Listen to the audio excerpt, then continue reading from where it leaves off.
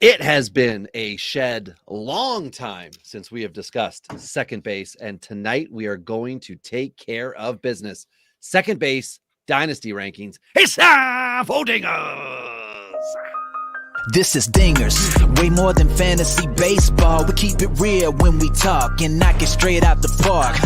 Let's see the stats. What's the average draft position? What kind of plays you making? Check the wins above replacement. Check the lineups and the points. This I gotta see. What's your path to victory? Are they aiming for a dynasty? Get points going head to head. Please don't do me no favors. We're always watching waivers. Ain't no minor league. This is major. Yeah, Dingers. Let's go.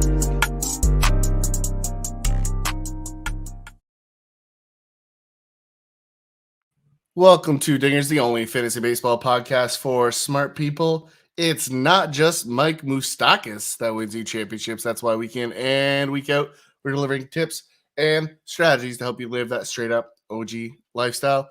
Tyler Child's joined again, as always, by Robbie Baseball from the Murder Room. What's happening, Robbie? Good evening. Oh, nothing. You know what I'm doing. Just as we record, entering the players' updated ages for the season. That's it. That's what I'm up to. That's the tweet.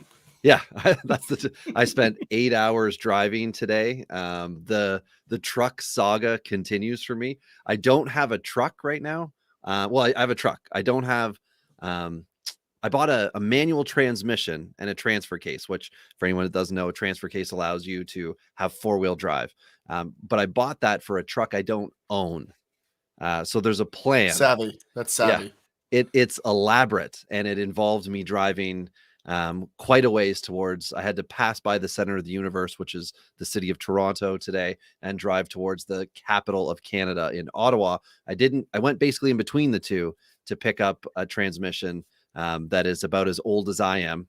Turned around, drove, and a manual transmission, that a boy, 4-speed, and turned around and drove home. And that's it, Ty. I listened to some CBC radio.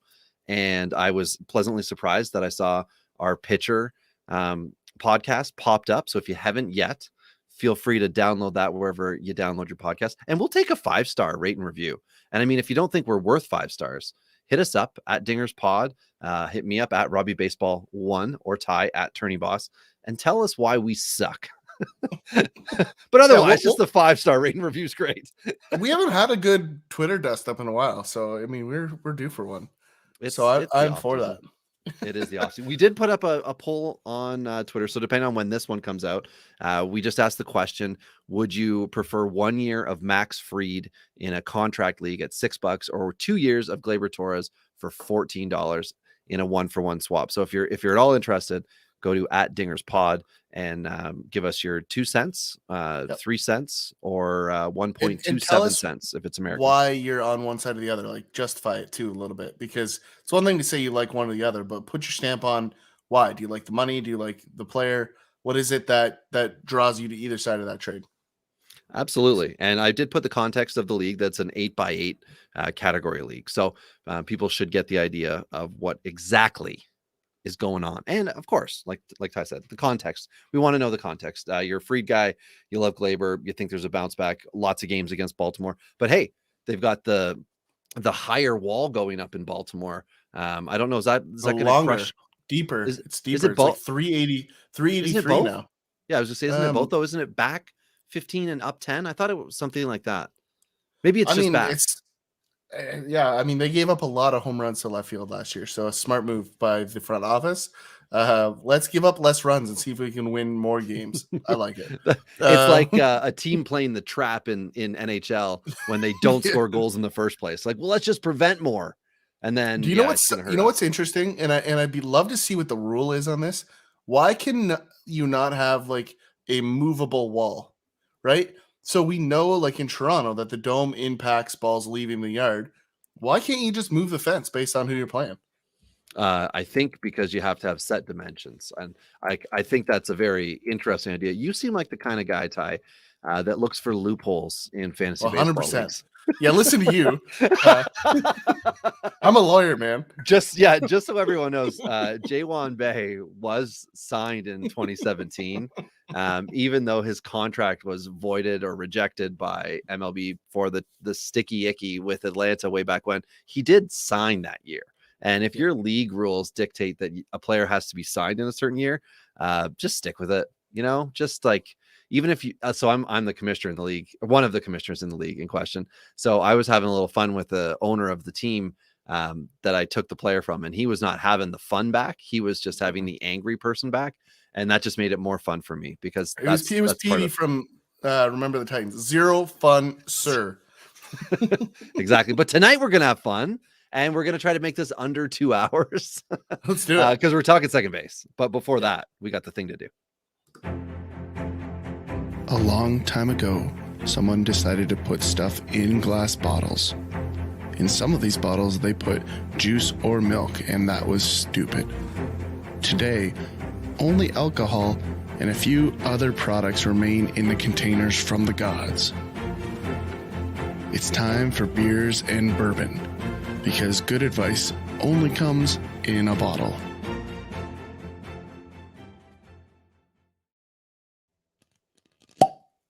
Oh, how you doing today? Good for you. That one sounded good.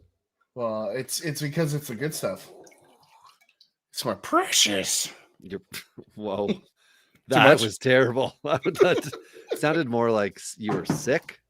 Well, I mean, I kind of am sick of being in Canada. Yeah, sorry. Whoa, hey, this is a beautiful place to be. So, what is it that you're drinking tonight, Ty? Tell them the story.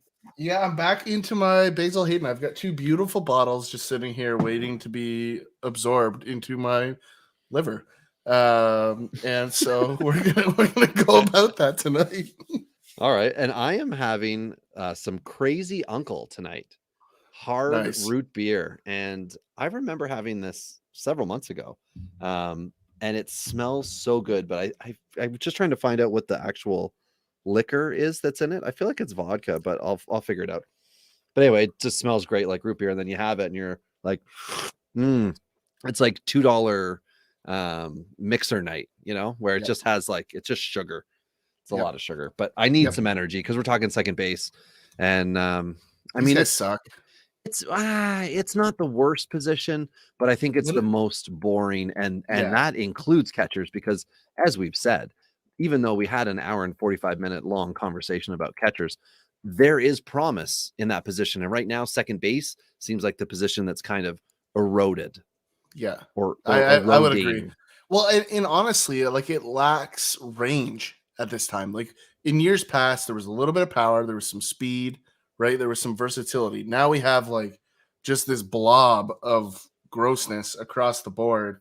And it's just I think a lot of it has to do with needing players to be multi-position eligible, right? You need your shortstop to have slid over, depending on your league settings for year over year.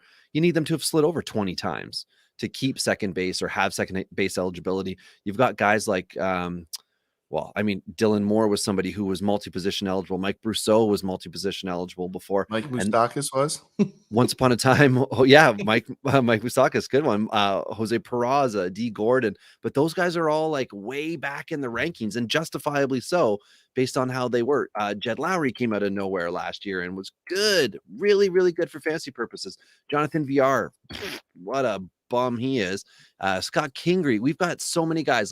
Tommy La Stella is third baseman, but second base, we'll get into Garrett Hampson, the rest of the guys, but we've got a list. And as you see, there'll be names you recognize. There'll be prospects that you're hoping for. But I got to say, I feel like a second base prospect, outside of maybe one second base prospect that we're going to talk about, it's not the best position. Not the best position to get stock in. I do think there's some guys that are grossly undervalued right now. We'll get into that a little bit today. Let's race through the back half of this one, Robbie, because we can go pretty deep on this position because 30 through 50 is boring, and there's not a lot going on there. So there's a couple guys outside of 50 greatest hits kind of guys. David Bodie, Franklin Barreto are out there, 2 huge question marks. We just don't know what either of those guys are going to be going forward. Peraza, aforementioned, D. Gordon, Jason Kipnis, guys that you don't care about, but could be waiver wire fodder at any point throughout any season coming up here.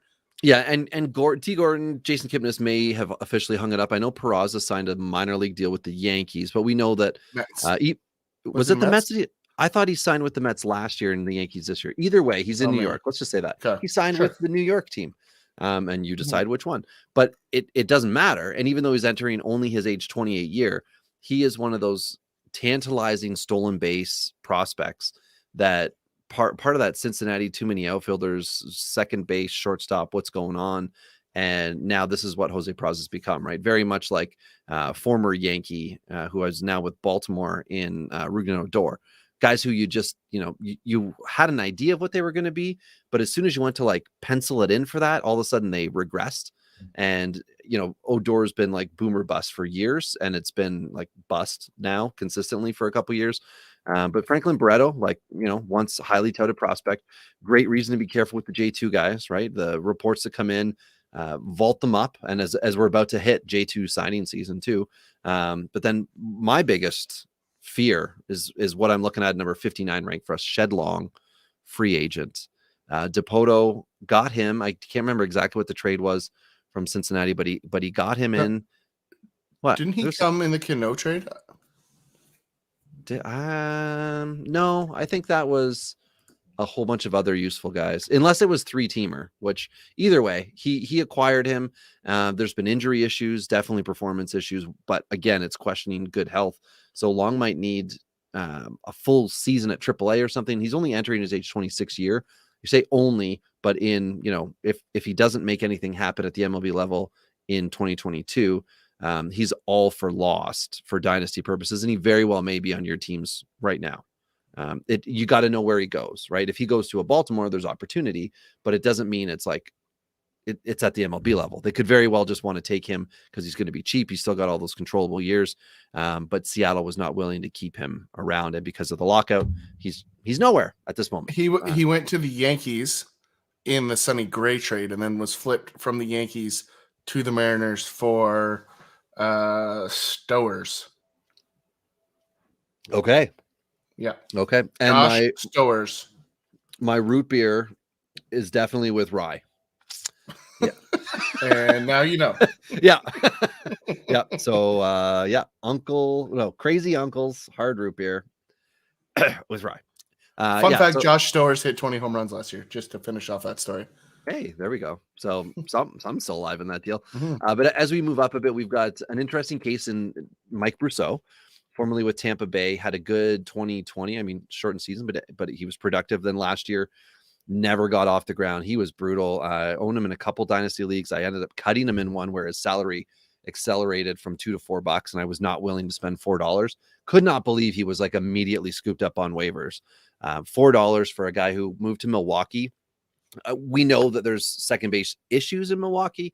However, don't think that a guy like Mike Brousseau is going to walk in with playing time. He's going to have to fall into it. He's going to have to earn every at bat. And Milwaukee last year just like piled up the dudes, right? Piled up corner infielders, middle infielders, and they won a division. So Mike Brousseau might be a steady bench guy for them. Definitely not anybody I would be leaning on at all this year. And that moves me to 52. The second baseman, these are all my heartbreakers. Dylan Moore with Seattle. Ty, can you believe, Dylan Moore's stat line was really ugly last year, but he still almost earned 1 WAR for all of those WAR players out there. 0.9 WAR. But he's got the ability to steal bases. If he's given playing time, he's got the ability to put a little pop into it and play decent defense at multiple positions. I don't know what's in store with Seattle. Certainly the future, like what I thought a year ago of Dylan Moore, has washed aside, and that's why he's even outside our top 50 second baseman right now. Yeah. So going into his age 29 year, if he's a bench bat moving forward, obviously not going to be a useful dynasty piece for most of you out there, but some of you, like myself, may have him in leagues, and there's no reason to get rid of him yet. Let's see. Like Seattle's got a really good infield.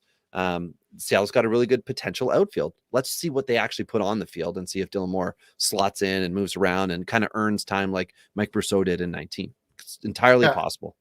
Well, and coming in at 51 is a guy that is going to have an interesting road ahead of him.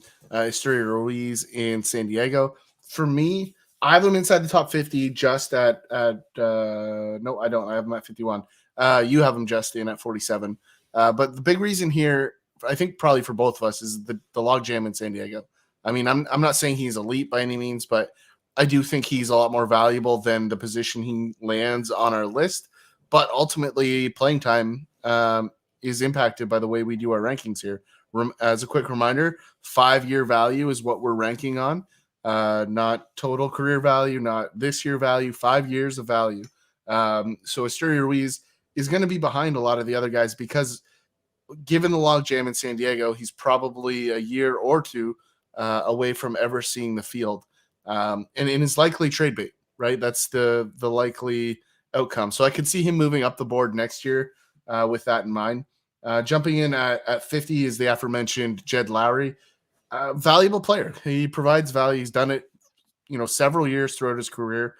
He's just old. He's got to be the oldest guy on the list at 38. And he's got 2 ear flaps. That's an automatic anti-swagger piece of the puzzle here. It's got to get mentioned. I'm sorry. It'd be better if he was also not a switch hitter. I understand it, but you play for a major league team and you can get 2 buckets. No, but it would just be better if, let's say he was a lefty only. I'm assuming, I actually don't even know if what his splits are. Yeah, if he is a consistent split hitter, but it would be better if you say just a lefty and he has a double ear because he did it in rookie ball once and then just kept it. You know what I mean? Those weird things. I'd be all over that. See, I would drill him on purpose. if you rolled into a game as a one-sided hitter with 2 ear flaps and it's not minor league baseball, where you can only get 1 bucket. Sorry, you're getting drilled. It's happening. Wow. That I'm glad I know that now. If I step in the box with you, I'll be sure to wear a double ear flap. I will dust. So I coached with a guy who's the head of Parks and Rec in our city. And so Ron Swanson. He and I are old friends, and he didn't recognize me because when I coached with him, I had a baby face. And then when I was pitching, I had the big old beard, and I threw one behind him. And this is in over 30 men's league baseball. And he did not know what to do with that because he didn't realize it was me but it was until you, after. Yeah, it was really funny. We had a good laugh after and after. But yeah, I mean, it's there's lots of things that you got to think about with these guys. Swagger should be at the top of your list if it isn't. Get it there. So I'm mainly just stalling so I can get to the splits. Yeah, I was going to say we'll go back to Jed Lowry because I've got a couple of guys that we'll just very quickly mention above. Jahmai Jones. I got it here. No, I got it here. Okay. So left-handed splits last year were 259 against the lefties. So hitting right-handed, 237 right-handed against the lefties. So theoretically slugs up against the lefties, whereas batting average is up against the righties. So that's pretty much where we're at. Okay, so we move on now inside the top 50, and we've got Jahmai Jones, former prospect with the Angels, now with Baltimore. Opportunity to play. He'll be entering his age 24 season. Stat line has not been good to him at the major league level. But again, with Baltimore, really tough division, a lot of good pitching. It'll be interesting to see what can happen. He's an absolute crapshoot guy, and with dynasty value low, not a bad option. He's still rookie or prospect eligible, so you can or should be able to at least get him this year, this offseason on a low buy and just pop him into your minors and kind of forget about him. Sometimes these guys never amount to anything, but it's not a bad idea to put somebody like Jones in your minors and just see if something comes of it, right? You never know. Another guy who's got a little bit more hype to him, but is in Cleveland is Tyler Freeman, 23-year-old. And we know Cleveland's shuffling, moving things around, but it could be Freeman's year. We could see him this year. Don't want to get too excited because once upon a time, I had this guy. Ty, you had this guy too, up real high, and the bottom has absolutely fallen out. Keston Hiura. Mr. Quad A now. I don't understand it. So good at AAA and previous seasons, so good in MLB with MLB pitchers. And last year could not get right. Up and down. Finished the year with the big league club on the bench, consistently going 0 for 1, 0 for 2. So just could never get it. And he was up there to be coached up, mental relief, whatever you would call that, up there to be with the big league club because he's supposed to be a big leaguer. But I don't know what in the heck to do with the guy who's only entering his age 25 season, heavily successful early part of his career that still is early on, but the bottom is just absolutely fallen out. Like, I don't know. Like, do you think it was a I'm power gonna switch? Like, No, it's a hitch in his swing, which is what I've been concerned about for a while, and I didn't really recognize it when we were ranking him higher, but it was extremely obvious to me after the debut. And honestly, I'm going to throw a name at you that might make some fantasy owners jitter a little bit, but I think it's a good comparable because the tools are there, like the ability to play baseball is there, but at the highest level these little weaknesses get exposed. Jake Marisnik is the guy that I'm thinking, a guy that had all the tools, run, hit, power, all the things, just could never make consistent contact and drive the ball. And Keston Hira has massive power, like nobody questions that.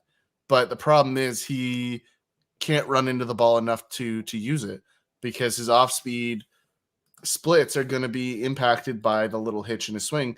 Not to mention the fastball percentages. So I mean, that's the thing that that's I've always interesting. seen with him.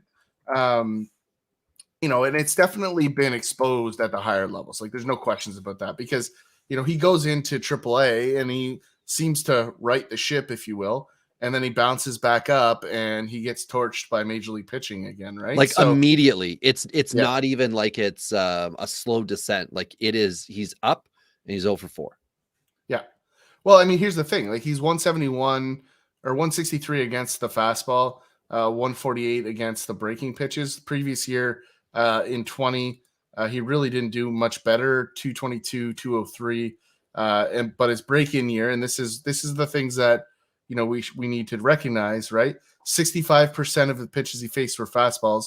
He hit 298, and of the 17 of the 18 home runs he hit, 11 of them were on the fastball, right? So something I've talked about a lot with rookies breaking in, and this is exactly that. Now he's exposed, and if he doesn't shift that, he's going to be a guy that fades off into nothingness. Yeah, and I mean, I hope he doesn't. But there are other guys who at second base have had good moments, bad moments, and then they just end up kicking around for 7-8 more years, and eventually, it levels off. But here it looked like he was going to be a top 3 dynasty second baseman, and now that is, I mean, by far it is in question. I've moved him way back, as have you, and he's settled in now with a lot left to prove for us. Another guy, Starlin Castro. I would love to be wrong on Hira for the record. Like, I'd Oh, love for him to absolutely. correct it because there's an exciting player in there somewhere, but I just Absolutely. don't think we're going to see it. And stolen base potential, in addition to the power, like, he could be a total package guy. But again, he's got to make a change in order to do that. So Starlin Castro is 32 years old. He's kicked around with several teams. Washington last year. I can't remember. I feel like he was traded. Possibly Oakland. I think everybody was traded to Oakland last year down the stretch. But oh no, that wasn't him. That was Josh Harrison. But anyway, Castro looks like he's probably going to get back with the team this year, and this is just somebody who kind of kicks the can down the road for you at second base, gets you a player. Former prospect similar to Keston Hira is Kevin Newman with Pittsburgh, who had a really, really good 2019 and then not so much in 2020 or 2021, which is one of the reasons why he slid way back. The power, stolen bases, the average, it's not there right now. And it looks like Pittsburgh might be getting ready to kind of turn the page on some of these types of guys. Now, people like Newman are different than other players like Phillip Evans, who Phillip Evans came up, had a couple of injuries that ended seasons for him, but also didn't have a 500 at-bat season with Pittsburgh as Newman did in 19. So we'll see what's up with that, but very tentative. I would be looking to move him if I could. The only thing I'll add there, though, is that they cleared the deck a little bit for him in Pittsburgh from a depth perspective, right? The thing that I would be most concerned with, honestly, is who he's competing for the starting job, and that is fan favorite Michael Javi Chavez, who is now going to be in the right. I mean, want to talk about a buy low? Let's talk Michael Chavez. Like, there's a guy that could surprise some people this year if he's running. We'll have to see. I don't know if he's under our first or third base, but maybe we'll have to make mention of that and then move him over. That will be something. But I believe Nick Gonzalez would be the one that is going to take that second base job. I'm going to put a 0% chance on Nick Gonzalez taking that job this year.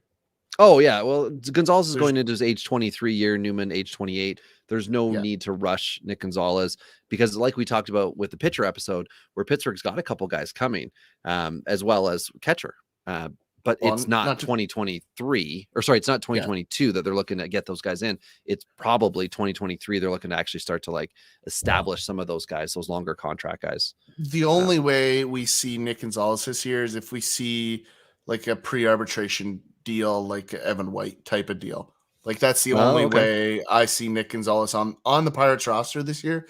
I mean, they're rebuilding. They're notorious for playing the contract games. They are usually aggressive on those types of guys, though, right? Like they usually are one of the clubs that gets out early on those young guys, signs that 6 or 7 year deal at a reasonable rate.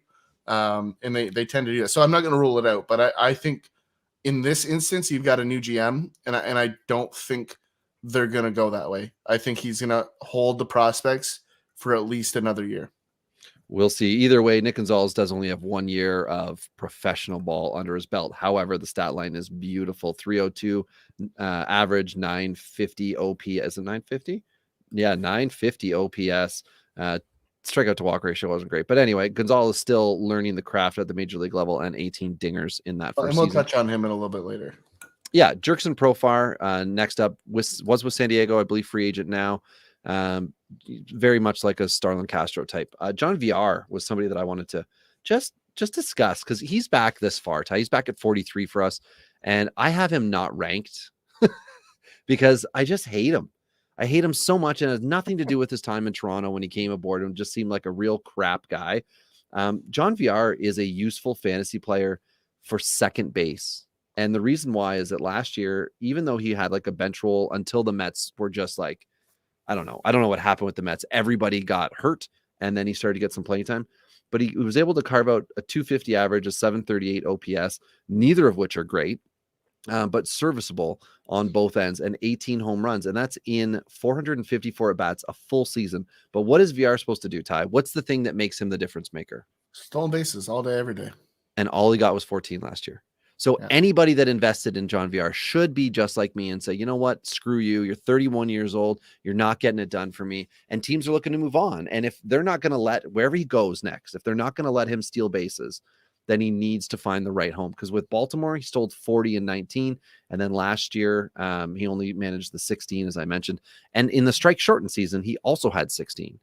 But it's he's not an effective player if he's not getting elite stolen base numbers from you, and 40 is elite, but 16 is not elite. 16 is cobbled together, between like your first baseman and any random second baseman. So you can kind of punt on a VR if he's not going to be getting. Do you know where I'd love to see him this year? A 1 year deal. KBO. Nope, to replace Starlin Castro in Washington. I would no, that's where the next guy up, Ty, is playing. He's called the Franchise, and his name is Luis Garcia. What happens when left-handers are pitching against him, though? Oppo tacos. Yeah, exactly. Yeah, no, I mean, Luis Garcia has a split problem, and he hasn't solved it yet. So, he would have actually been a really good pair for Mike Brousseau, to be honest. There would have been a good matchup there. But I think at the end of the day, Luis Garcia has upside, very similar to some of the guys we've talked about, but ultimately, the splits are going to be the definition of Luis Garcia's career. If he cannot solve the lefty splits, he's going to be a utility guy. And that's the big issue with Luis Garcia. I will say this, Ty. In 142 AAA at-bats last year, Garcia was a 303 hitter. Now, stolen bases are not his thing, so he needs to be bat on ball in play, making the rounds. He also had 13 dingers for a 19 home run season in 2021, if you include his MLB time. Now, the MLB average at 242, not impressive. OPS 686. These are all the things I like, right? All the things that I like is when I see the potential, but the MLB results aren't there and they're no longer prospects, because that usually means the average dynasty player wants to move on from that player and go on to the next shiny gem. And that's when I can come on. Now, Ty likes to wait another 2-3 years until they're coming back from the Mexican League. Nomar Mazara. Yeah, exactly. And that's when they're post hype. So for me, I'm looking at the Luis Garcias, Kyber Ruiz, who people are just kind of like forgetting. and I mean, it's unfortunate they're both on Washington, but the point stands that you want underperformers with a lot of potential and a track record that helps you in the category you're looking for them to compete in, right? If I'm wanting Luis Garcia to steal 40 bases, like I was talking about with Nick Madrigal, I'm like, all he's got to do is get the reins off, and then he doesn't get the reins off. Well, then he's not the player that I thought he was. He's not going to be able to do those earn that high ranking that I gave him. But with Garcia, he's fallen way back. In our rankings, he's at 42. I've got him at 30. Ty's got him at 50. Obviously, we see different things. And that's what we're getting at second base, right? We're not talking about a power bat with this guy, a speed bat with the other. We're talking a lot of average and hoping on stolen bases with the rest of it. You're not seeing too many power bats, especially this far out. So surprise up and out of nowhere, AL Central guy. What are the odds, right, Ty? A guy came out of nowhere on the Cardinals last year. Edmundo Sosa. Yeah, I mean, for me, this is a guy that is a baseball player. I mean, I'm not as excited about him as a fantasy player. I mean, the greatest highlight he had last year was drilling the umpire in the head on the spin move throw over to first base. I'm just there's a serviceable guy that helped the Cardinals win baseball games. I'm still betting on Paul DeJong for the portion of a bats in St. Louis. Like, he fought some injuries last year. Paul DeJong makes them a much better team than Edmundo Sosa does. But I do think the combination of Sosa, Edman, Gorman, DeJong will kind of rotate some at bats between That's a lot of bodies. Well, it's four bodies in three base, positions, right? No. Yeah. There's three positions, right? Like, I mean, the reality is, like, they're gonna backfill Arenado at third. When he takes a day off. But for the most part, like, I don't think Sosa's gonna win the gross number of at bats that people think he's gonna win. I mean, he plays a good defense and he's a serviceable guy, but I think you're gonna see with Mike Shook on that he gets less playing time. I just think that's the reality. I think DeJong's just a better hitter. There's no questions about it. Well, and also I would say, like, Sosa's kind of free money for St. Louis. Yep. Totally. He wasn't part of any massive deal, and he's come through and he's been okay. Much like Hanser Alberto, who I believe is a free agent right now. Started last year, I think, with Baltimore, or it was 2020 with Baltimore, 2021 with KC.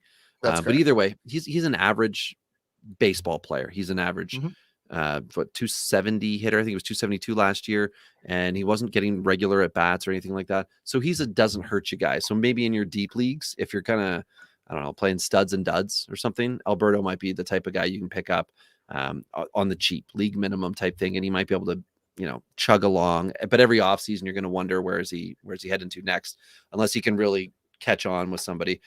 Prospect Aaron Bracco with Cleveland. He'll be entering his age 21 season, I believe, 22 possibly. I mean, same with Tyler Freeman. They're coming up. There isn't a whole lot to say when we get into prospects. We can talk a little bit more about those guys. Moving up last year, basically saving, and as far as I'm concerned, saving his MLB career, Nicky Lopez. He'll be entering his age 27 season. Last year, Lopez's line, Ty, it's so weird. 300 average, 744 OPS, 22 stolen bases, which makes no sense to me. A little bit better than 2-to-1 strikeout to walk ratio, and no power. So we had two dingers. Prior to last year, Nicky Lopez, as a professional baseball player, had not had 20 home runs since 2017 when he was playing AA. So for him to just like get it back is a classic Kansas City thing, right? You're not doing a whole lot else. So when you get on base, Nicky, please steal. And then he's getting on base. Obviously, he's a confidence guy, right? If he's playing well, he can keep it rolling. And he really did last year. And to the point that Alberto Mondesi is a third base only guy, eligible for this year coming up, I think on Fantrax. That's the only position. So Nicky Lopez looks like the second baseman for the Royals.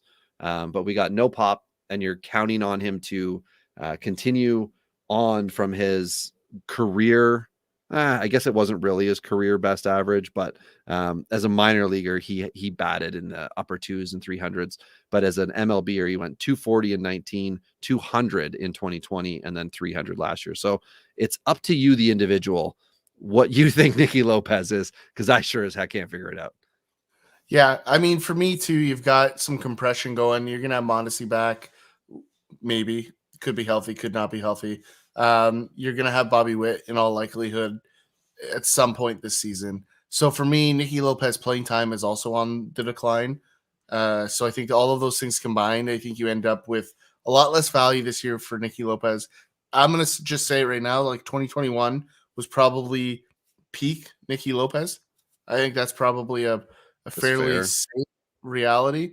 He could come close to matching that again, but I doubt he will. So I mean, for me, I'm these are the kind of guys I stay away from.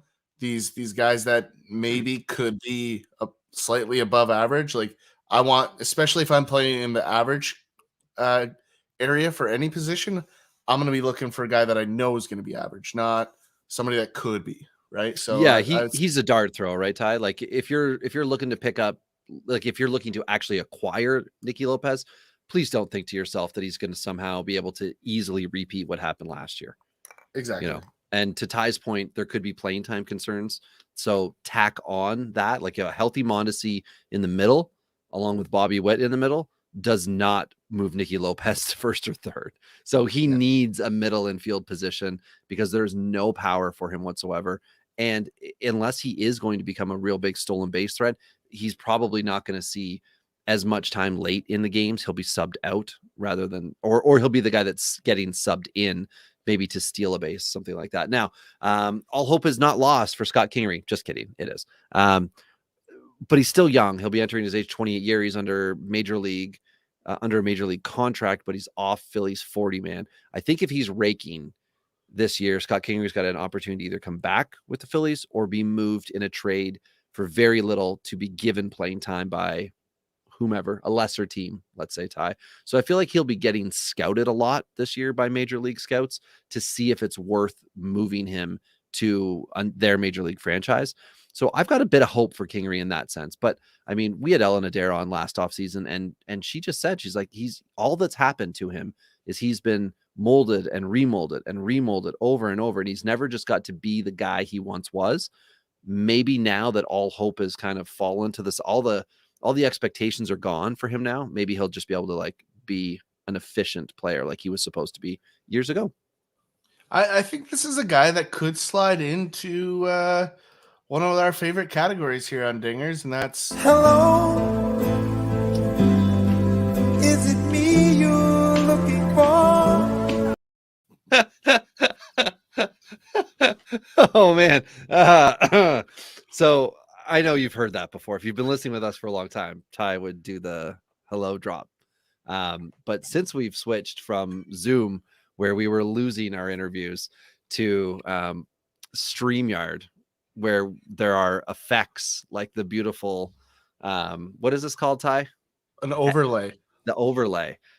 There's also like videos, and Ty just played that was great. The Lionel Richie, but complete with like, it's like a meme. Is it a meme? A GIF? It's funny. There's just so much packed in there. Yeah, And that's what you get when you watch it live on the stream as opposed to in the audio. The audio is great. It's what we've started with, but the video gives you a little bit of a different take and a different feel. So you can go over to the YouTube page and join the other like 8 followers that we have.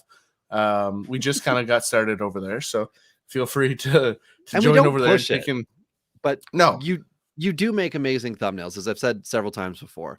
And I know that it's nice when you're sitting at home. If I happen to see, hey, it's Enrico Palazzo Fantasy Baseball Podcast is on YouTube when I'm scrolling through YouTube, which on Friday nights, this is something I do. VGG on my hat here, Took, is Vice Grip Garage, an awesome YouTube channel, not fantasy baseball related. And I bought their merch, and I did it because I wanted to support those guys. So if you want to support us, you have to buy merch. Just go and like subscribe to the YouTube channel. And that's cool. 5-star reviews also. Oh yeah, 5-star reviews. Yeah, that goes without saying. Yeah. But yeah, I mean, honestly, like that's a guy that could fall in there. There's enough tools there to be reasonable. I mean, I don't think he's gonna be the franchise changing guy that I think there was, illusions of grandeur out of the Philadelphia fan base there for a little bit. But I think he can still be a very reasonable player. And I think the best thing that could happen to Scott Kingery is he gets traded somehow and Philly eats part of that contract in the trade. Like I think that's the best thing that can happen for Kingery, but I don't think it will. So we'll see what happens in the spring. I think that's going to be a big time for Scott Kingery. So Tommy La Stella, really quickly, was with San Francisco. I believe he's a free agent. If he's not, I apologize, but I can't figure out his status at this moment in time when I'm checking. He'll be entering his age 33 season. San Francisco played really well as a team last year. If he's back in San Francisco, I don't want him as my starting third baseman because Evan Longoria was doing really well till he got hurt last year also. But if La Stella goes somewhere... Tommy La Stella is in San Francisco for 2 more seasons. 2 more. Thank you. Okay, I'm going to pop him back. So I would absolutely caution on the buy for La Stella, thinking 500 at bats. But if you're thinking 350 efficient, boom, sign me up. That's what I think Tommy La Stella is going to be able to offer you, is 350 at bats. So you're going to need a prospect on the cusp. You're going to need multi-position eligible guys that you can move around. Maybe he's best in daily lineups. If you're weekly, no on La Stella, and that's why he is where he is for us. See, I'm going to say I'm a little more excited about his upside. I don't think he's got a lot of, competition at second base. You've got some guys coming still for the Giants in the farm system, but I really think he's going to have a clean shot at second base this year, and I don't think he's going to lose a lot of at bats to Wilmer Flores. I'm sorry, I just don't think that's how that plays out. Now, if they go and they re-sign, a second baseman, or they sign a second baseman somehow, then yeah, be concerned. But I don't think they sign him to a 3-year deal if they don't have every intention of running him out there every day. So I think very, very likely, I think he'll outperform our rank in the next 2 seasons. But for me, I put him further back because those back 3, he does have a little injury history here. So the back 3 of the 5 years is the biggest reason I have him back there. That's exactly right. Same with me. And La Stella was, I think, a third base type last year. I know he's under our second base rankings. That's the logical position for Tommy La Stella. When he was with the Angels as well, he was moving around the infield. Next guy up here, Ty, Garrett Hampson with Colorado. Oh, man, I don't know. For me, he's just an empty guy at low OPS. He's not doing all the things he was supposed to do. Everybody loves him in redraft. Every year they find a way. I know you own him, but for me, Ty, he's a guy I would not want in a trade, even if he was like it was a great deal for me, because I think whatever asset I would be trading away, I would covet more than Garrett Hampson. It would be hard to find somebody that I like, or that I think I could find true value with in a trade where I'd be like, yeah, I'll give that up for Garrett Hampson. I think his value is just way too high for what he's produced, even though Colorado is like they're kind of bottoming out, but they still, can put up runs because it is Colorado. They've got some pop in the lineup. It's minor. I just don't think Hampson's going to do anything but disappoint dynasty owners. I think the biggest issue with Hampson is that he's never been given the leadoff role, which is what he needs, right? Garrett Hampson, as a leadoff hitter, I think can be productive with productive hitters behind him. Unfortunately, they never structured the lineup that way because Colorado has zero idea what they're doing. Easily the Jets of baseball at this stage of the game. I think there's just a major mishandling of Garrett Hampson. And I think there's going to be a moment in time, and I don't know that it's going to be this year, it might be next year, that there will be, where did this Garrett Hampson guy come from?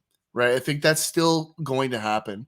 It could be this year because there's no pressure on anybody in Colorado this year, maybe except for Kyle Freeland to decide whether he's good or not. But beyond that, I think just a major misuse, and I think there's still enough in the tank to kind of get going there. All right. I mean, Jonathan, it's not a full endorsement. It's just to be cautious of like opportunity. That's more or less what it is. Okay. Yeah. I'm just out. I'm out on him. I'm out on Jonathan Shoup as well, who's up next. He had, what was it, like 2018, 17, 18? You he had can't one say his good name year. right. You should definitely be out. Scope. You know what? I don't want to clean my mouth out with Scope. I want it to be Shope. He re-signed with Detroit also. Did he actually re-sign? It's brutal. Yeah.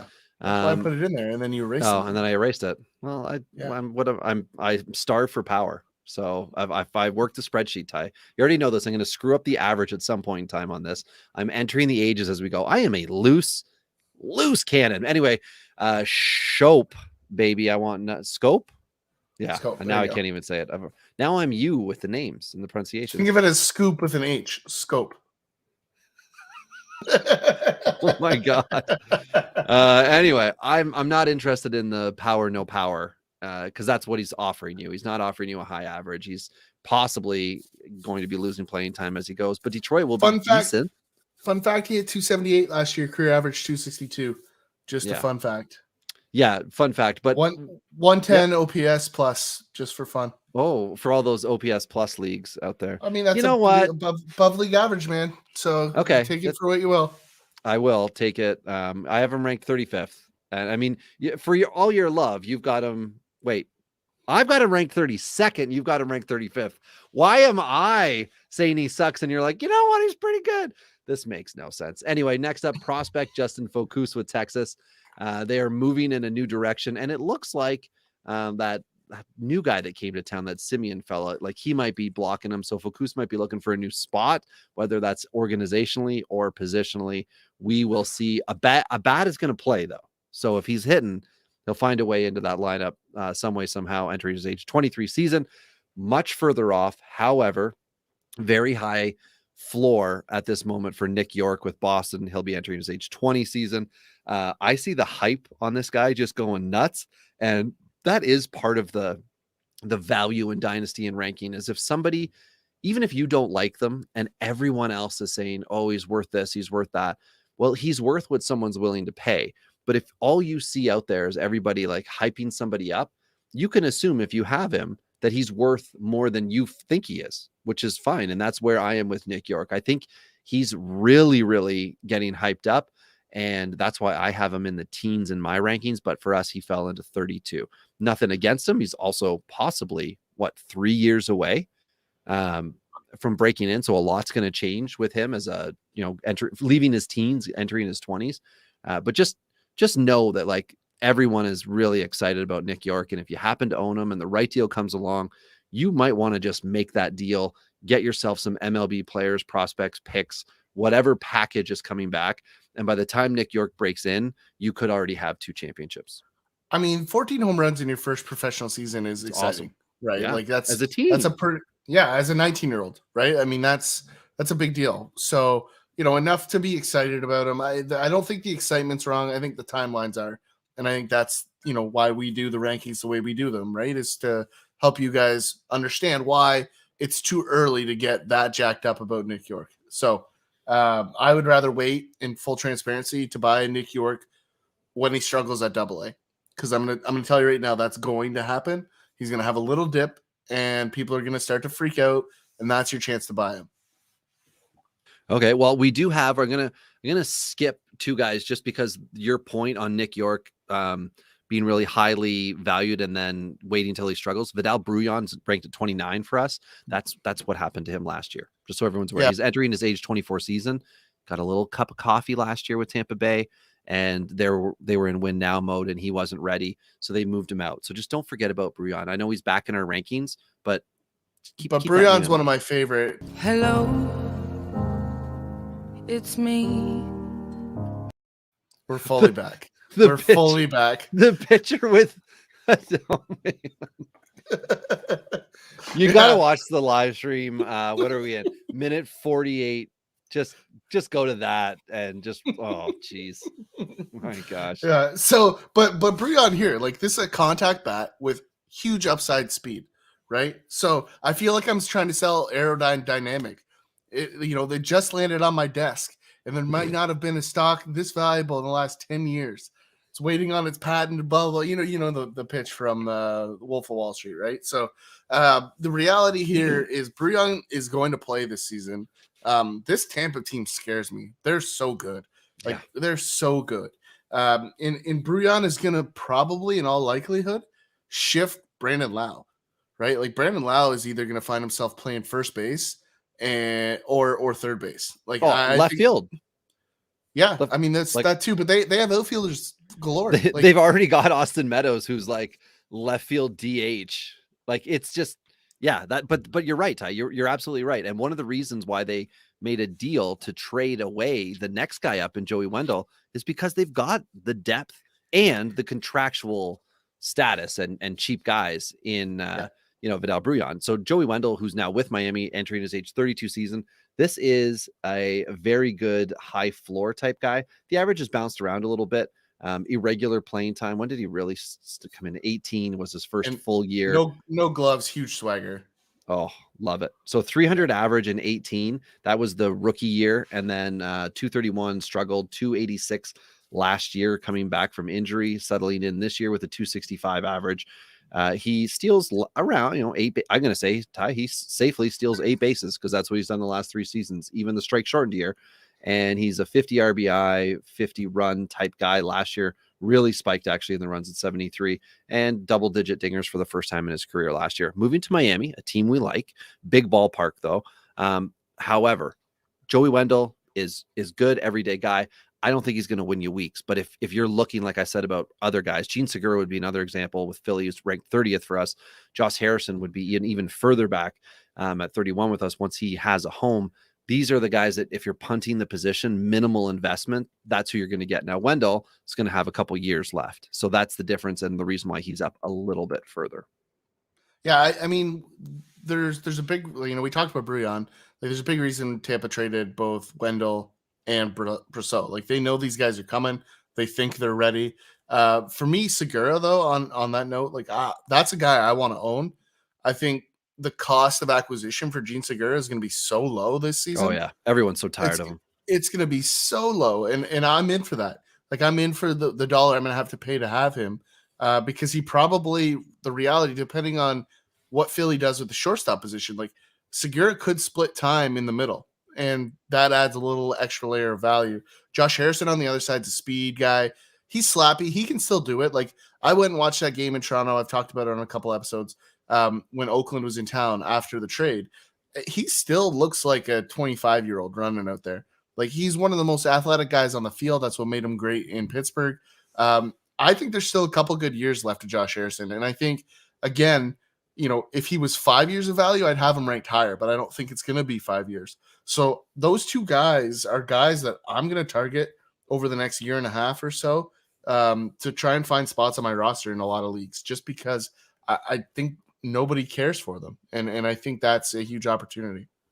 Someone that nobody cares for as well, Ty, is number 27th ranked Luis Ariz with Minnesota. He's only entering his age 25 year, but he's only doing a couple things for you. Batting average, he's getting you there. He's getting you OBP, so regardless of your format, and he is able to not strike out. So that's the only way I can really say it. He's really, really good at not hurting you. And depending on what Minnesota does, he could still be able to continuously get 400-ish at bats for the next couple of years in Minnesota, or he could be moved off somewhere else. But he's going to be the same guy, right? No power doesn't steal. So fantasy domination, probably not with Luis, but absolute bench ace, somebody you can throw in over the weekend if you're trying to maintain your average or OBP or whatever it is, specifically in category leagues. Obviously that's going to be your guy, but he's not going to be doing you as well in points leagues because he's not getting all the runs and RBIs, stolen bases and dingers that some of the other guys above him are on this list. But he is still 25. Agreed. Yeah, and I think he's just going to be a very underappreciated guy. Like we talked about earlier, if I'm betting on a guy to be average for a long time, Luis Ariz definitely fits that. Chris Taylor is a guy that definitely falls into that average category as well. I do think this is a guy for me that's a little overvalued in a lot of formats. He's a great baseball player, in terms of a guy. If you want a guy on your team to help you win a championship in real life, that's a guy that you want. He has intangibles and flexibility and all that stuff. I think he gets overdrafted early because of that flexibility, and then overvalued in trades for the same reasons. Like I just think there's better options. Like comparably, like Jonathan Scope. I mean, you dumped on him earlier. Like their stat lines are somewhat aligned. So I think that's a scenario where I'm just not a Chris Taylor guy because of what other people want to pay for him. And that's fair. And I do agree with that, Ty. I think that's a good analysis. Colton Wong's number 25 for us. Breakout leader. Just real quick to bring it back on. Sorry, I didn't mean to jump in, but home runs 20, batting average 254, and what most people would consider a good season for Chris Taylor last year. both of those below the numbers Jonathan Scope put up. So that's why I wanted to chime in there. On a loaded Dodger team as well. Correct. So Colton Wong, who left St. Louis and then let them know what he thought after he was doing well with Milwaukee, entering his age 31 season, a good lock and load second baseman for a few years. You're getting what St. Louis is no longer able to get from Colton Wong, because they what was it that he was talking about? How they basically like got him to stop doing everything that he was good at, or whatever it was. There was a conversation or an interview where he basically just was like, yeah, this is what happened. So St. Louis basically screwed me up and screwed me over. And then, goes to Milwaukee and division champs back in the playoffs, all those things. There's a great video of him stealing second off Yachty and then chirping Yachty from second base. And then he actually takes second base after the game for himself. It's pretty fun. I mean, wow. I just love that kind of like gamesmanship, and look, clearly past teammates. And there's a shot of Yachty just with like a wry smile, like, you mother. I wonder if that base got mailed to him this offseason, mailed to Yachty. Yeah, I don't. This, no, I stole this from you. I'm giving it back, or something like that. I mean, that's his retirement present. But it's an ultimate sign of respect too, right? So absolutely. Clearly loves Yachty and clearly wanted to have a little fun with him, and knew how big of a deal it is. Like, one of the best catchers of all time. He took a base from him, and he wanted to let him know, which is awesome. Definitely. Now we've got somebody here who's 4 years younger, Jorge Mateo, former San Diegan, Oakland as well. Now with Baltimore, where we think there will be playing time, entering his age 27 season.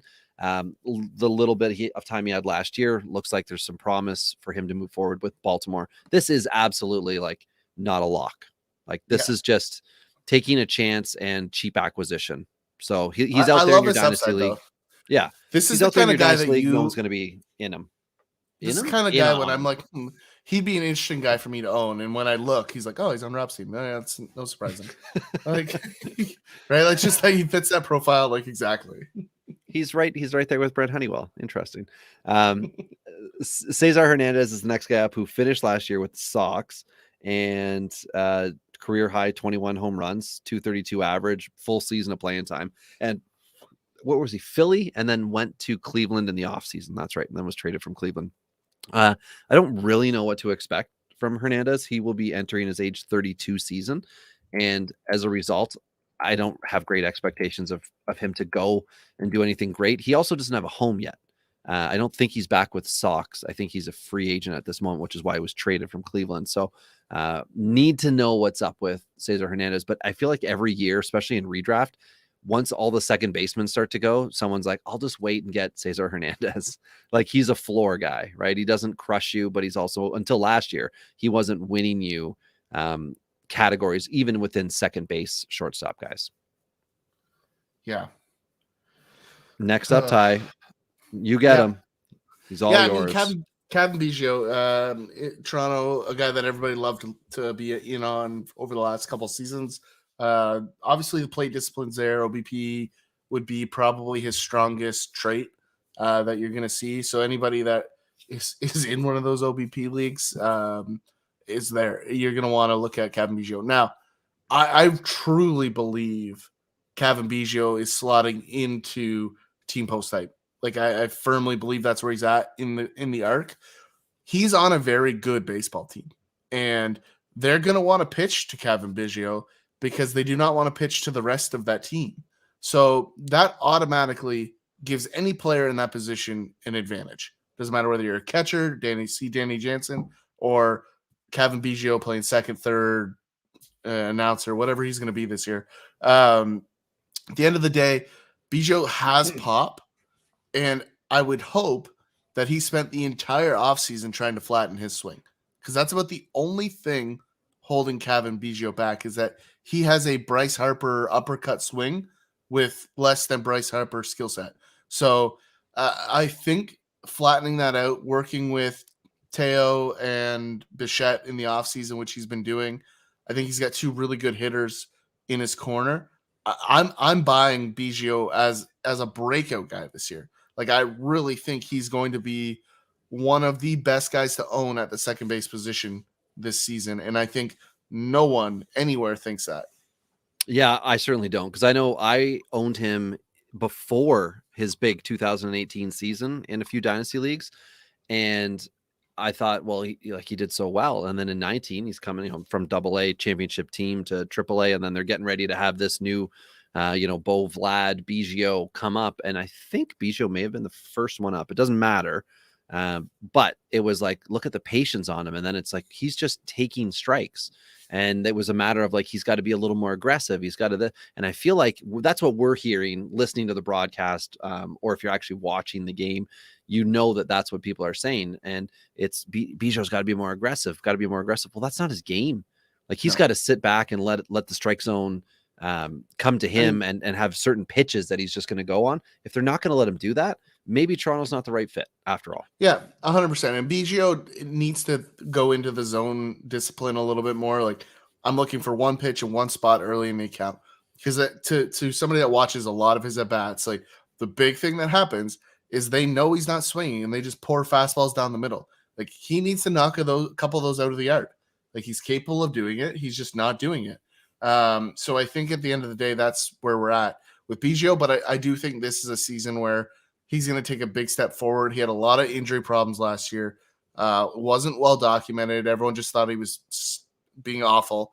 So I'm expecting him to be one of the bounce back guys of this entire season at any position. Okay, somebody who definitely needs a bounce back after his trade last year is Adam Frazier. He started with Pittsburgh and was batting 324 at the time of his trade, went to San Diego, hit 267, which sounds horrible when you think 324 to 267, but still for his career tie, he's a 281 hitter. And basically what he is an older Luis Ariz, but he does have the ability to get 10 dingers in a year for you. So that's why he has a little bit of a tick up. Now he's in Seattle. There's opportunity. I mean, we already talked about Dylan Moore. There's opportunity for him to move around a little bit too within the team and see what's going on. Evan White's coming back from injury. Ty France was excellent last year at first base. They've got Abraham Toro as a potential third base, JP Crawford. They've got guys, and that's the best thing for somebody like Frazier, who I think needs the competition, but also needs to know that there will be at bats, because that could have been the issue in San Diego, was that it just wasn't clicking with the team at that moment in time.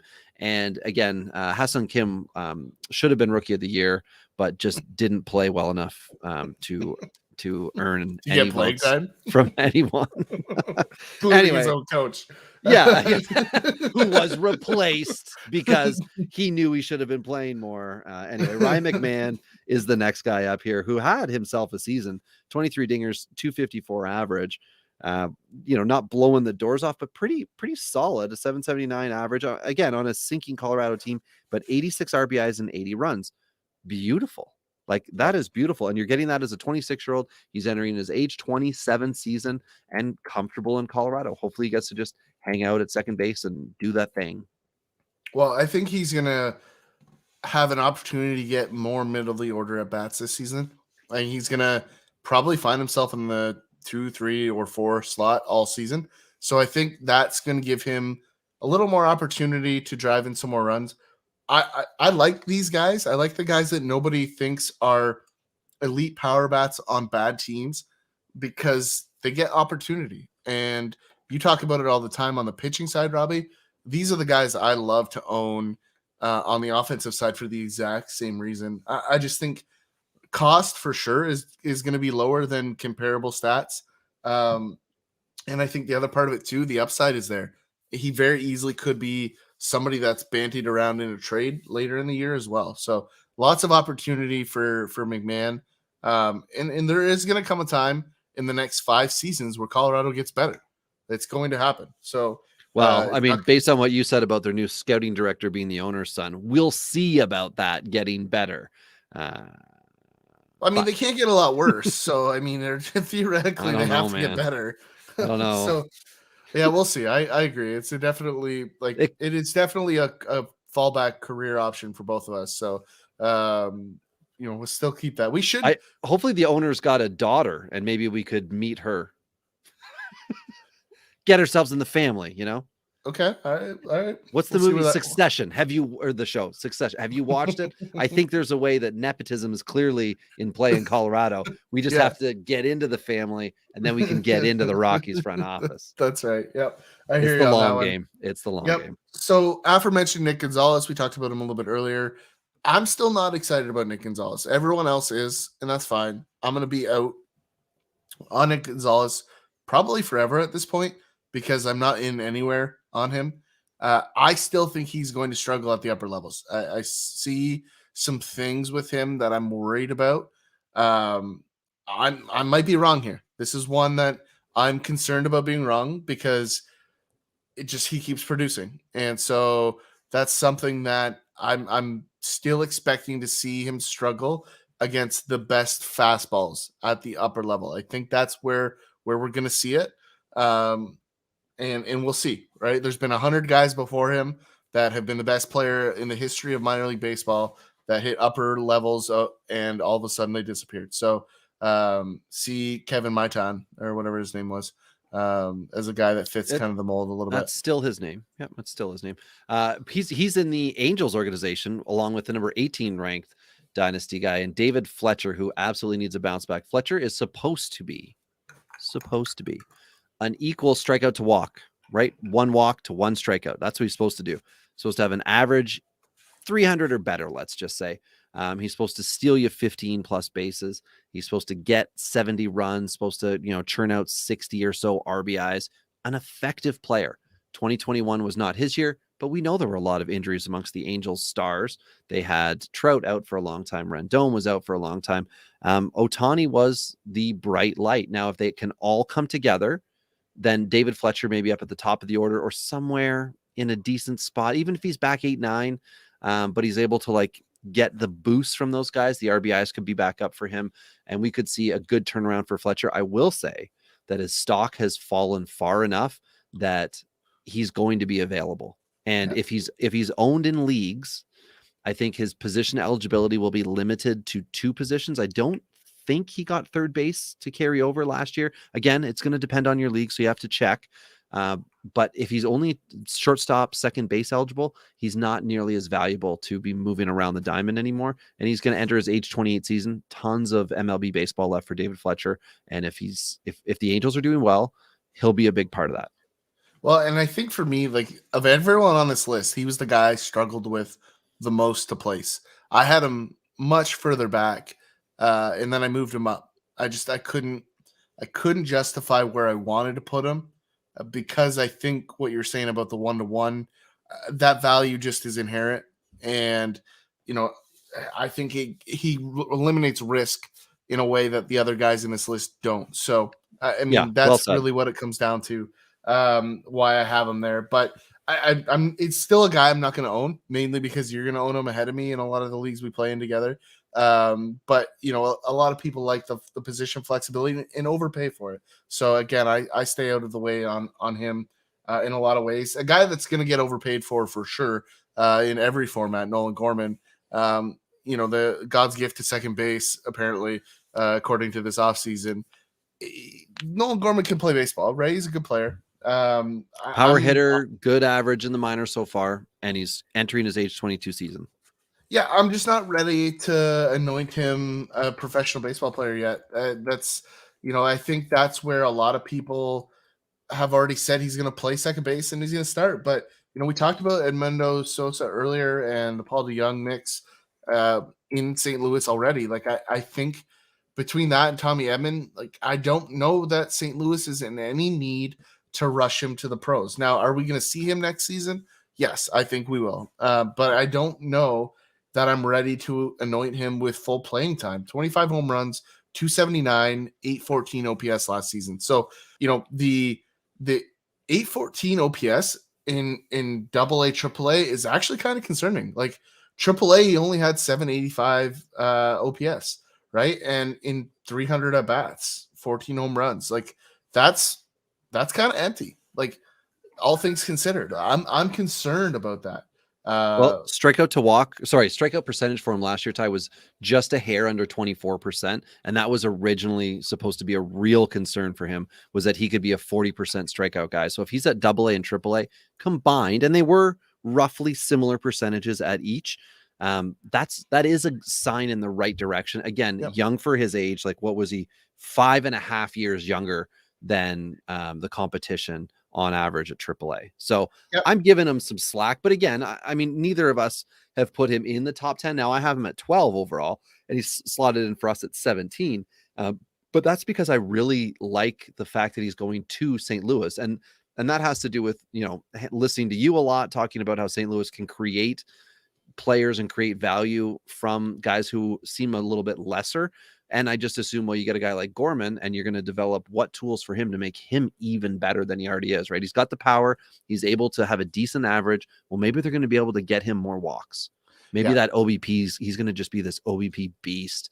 And I get it that he's going to be like incredibly valued for whoever has him in whatever league you are in. But it doesn't mean you don't have a pitcher that maybe that team really needs, and you are really good at getting pitchers. You're willing to make that deal to get the potential of Gorman in the future. Yeah, I think for me, it just comes down to the fact that St. Louis is notorious for not rushing guys to the pros, right? They're very consistent with that. They haven't rushed almost anybody ever. And well, they brought Alex Reyes up and back like 9 times. Yeah, but that's because they needed to supervise him so he didn't break his hand on a wall. But at the end of the day, like Gorman, they don't have a need at his position, right? They have enough middle infielders to fill that void that I just don't think they're going to rush Gorman this season early. Now, could he be super valuable down the stretch? Yes, I think that's possible because he's going to be in fastball zone and he's going to have the opportunity to hit a lot of fastballs in important games. So I think there could be some value come playoff time for Nolan Gorman. He could be one of those guys that wins you a championship this year. But if you're expecting him to deliver from April 1st through to that point, I think you're going to be disappointed with that. So yeah, I'm with you on that. Not starting the year, but ideally finishing it and just making that St. Louis lineup really deep. Yeah. Because we've got another guy to talk about ahead of him. A little further back, right? Like that's exactly why. Yeah. Jake Cronenworth, real deal, entering his age 28 season. Perfectly good middle infielder for you. All the talk in the offseason was Cronenworth, Hassan Kim. What's going to happen? What's going on? Well, I mean, it's Cronenworth. There, the end. Like, there isn't a whole lot to say. Perfectly good player, not hurting you.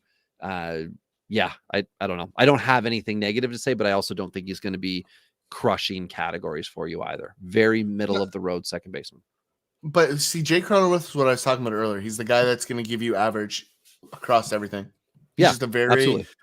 This is the kind of guy I do like to own, right? Because he is, and ironically, I don't own him anywhere, but you're interested if anybody's out there. but Trade honestly, him to the podcast so Ty can exactly right. But this is a guy that just gives you consistency. And if you're a fantasy player, like the thing that most bad fantasy players do is they don't get consistent guys, right? They get a guy that could be the best player ever, but could also be, selling hot dogs outside the stadium, right? Like they play that boom or bust game, whereas the best players say, okay, I need a couple guys that are like that could win me the championship based on exceeding their expectation. But I really just need a pile of guys that I know what they're going to be and I can count on it every week. Cronenworth fits that bill in a big way. Well, I'm going to scoop 2 guys with this one because I think we can. Number 14 is DJ LeMahieu. He was the consistent guy across the board for a couple of years. Last year had a down year. We'll see what happens in his age 33 season, but he's ranked at 14th for us. And we've got Max Muncy with the Dodgers, who was a big power RBI run machine. And then the average really, really dipped the last 2 years.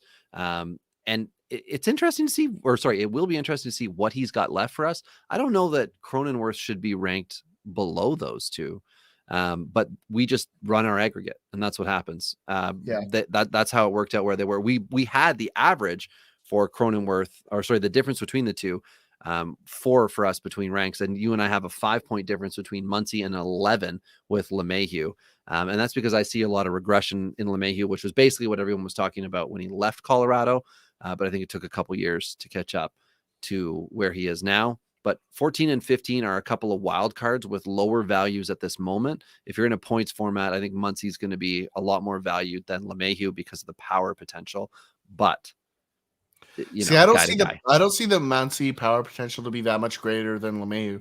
And for me, the trade off is, and it depends on how you like to play. Like you generally are on the OBP side of value in most leagues. I find myself on the average side of value in most scenarios, right? So for me, that's why I have LeMahieu higher. It's why you have Muncie higher, right? It's just the way we profile our teams. But at the end of the day, for me, LeMahieu has the best hit tool in baseball still to Yeah, this day, but right? he Like just didn't do it last year. That's all. so for me, I'm always gonna bet on that, right? I'm gonna if we're talking about a guy in these 4 or 5 guys in this part of the list, like I'm going to bet on LeMahieu because I think it's the most likely for him to succeed because he's the best hitter, right? It doesn't matter whether you have power or not. If you can't hit, it's out, right? And to me, Muncie has some major red flags, like, and I mean major. Like Well, I'm not buying Muncie anywhere. Okay, and I think that's okay to say that, for you, Muncie is on the regression side, but for me, Ty, I'm looking at a 96-point average drop from 2020 to 2021 for LeMahieu, and that's the shortened season. But even if you go to the last full season, he batted 327 with the Yankees, and then 268. So when we're talking about moving the ball around, and I love LeMahieu for the strikeout to walk ratio, like I don't have an issue. I don't think he's a bad player. I'm just afraid that there might be a change where he's back to like a 270 hitter. And that's it. And if he's doing that, he's probably not providing the pop that he was the last 2 years. Sorry, the 2019 and 2020 with the Yankees. I don't want a 10 home run guy with a 270 average. I can find that a lot further back in my dynasty rankings and then put my stock into other positions elsewhere. Yeah, but you also have to remember too that the Yankees struggled mightily, right? So if you look at DJ LeMahieu's career, like the years that Colorado was doing damage, he was valuable. The years that they weren't, he was having some red flags, right? Like a contact hitter is always going to be dependent on who's behind him, right? Because if you can walk the guy as opposed to let him hit a double or a home run, which LeMahieu can now do, you're going to pitch to Gary Sanchez on the boomer bust scenario behind him, right? And that's the big issue with LeMahieu is that he got moved backwards in the lineup last season, right? And that's the really big issue. He needs to be hitting at the front of the line so that he can be getting on base for the boppers to do their thing. And that just wasn't the case last season. So I think there's an opportunity for at least 3 more seasons of real strong value from LeMahieu. But I do think the one thing that the average person's not going to see because they don't watch enough of LeMahieu is that he's such a good oppo hitter that we're not as concerned with the high average guys that hit the ball to left field, right, as a righty, right? Because he can be delayed and slap the ball to the right side. We're not as worried about age progression, right? That's what we get with LeMahieu. The hit tool should stay intact later than what a lot of people are assuming. So again, value I think will be there for LeMahieu. So that's why I'm pushing him a little bit harder than normal. All right, Tommy Edman. He is the reason why there's a clog in St. Louis, but they do move him around, right? Second base, third base, and left field for Edman. Last year at a career high 641 at bats and only managed 11 dingers in that time. However, 30 stolen bases.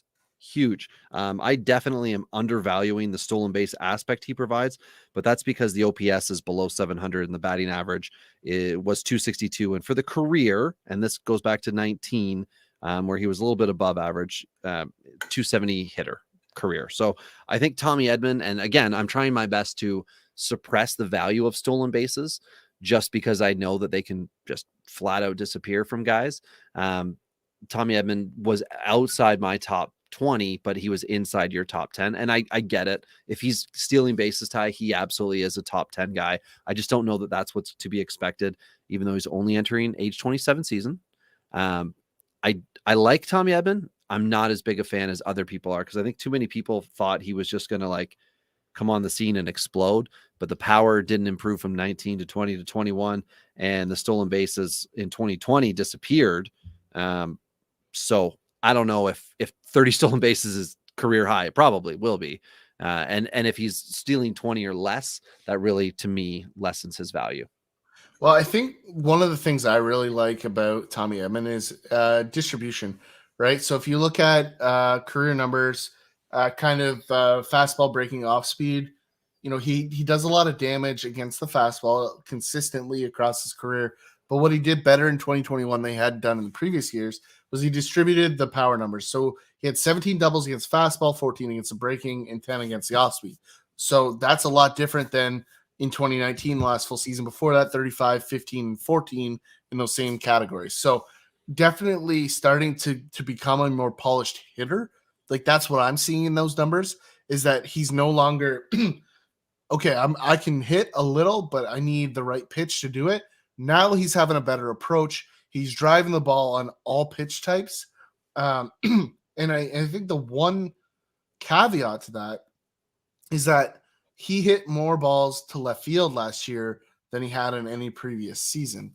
But it was only a distribution from up the middle to left and not from oppo to left. Oppo's still there. So to me, that indicates as like just a small indicator there might be a little more pop on the pull side this season as he gets a little bit older, add some strength to the game.